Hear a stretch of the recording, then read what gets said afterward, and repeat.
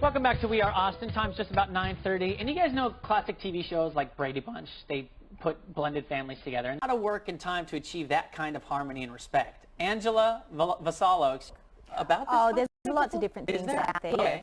Yeah, but I did it from my point of view as a second wife and a stepmom. Right. And, So what have you learned? I guess let's go through experience. Oh, well, I've been part of my blended family for over a decade now. So I'm a second wife and I'm also a stepmom. And a lot of my friends were meeting men that had been married before and they were coming to me for advice. Okay. And I started to realize that I really needed to look at maybe writing a book about this to help a lot of women through a lot of different tricky situations that I had been through. And this was just recently published, yes? Yes, it is. And yeah.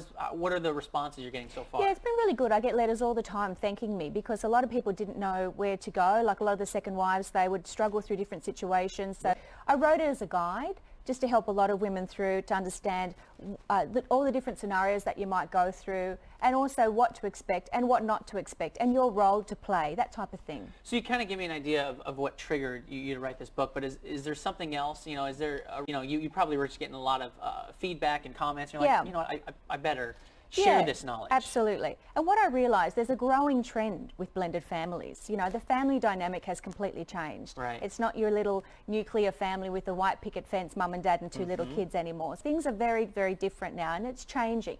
But what I also realised is that being in part of a second marriage, the statistics are not great for the second marriage lasting, and that's because of all the other outer influences that come into play with that as well.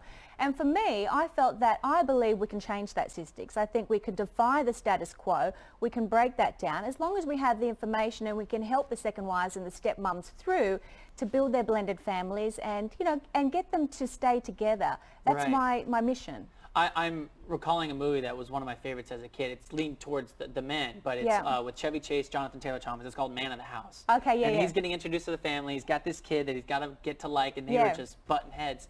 So, what are some tips you can give to people, who are maybe interested in this book? Just kind of some feedback. I think some of the tips, especially if you're, because some people might have been in their blended family for a while and some might be new to it and just coming in. And I think set clear, defined boundaries straight up, but you have to set them with your partner as well. There's no point you making them on your own and looking like the wicked stepmom.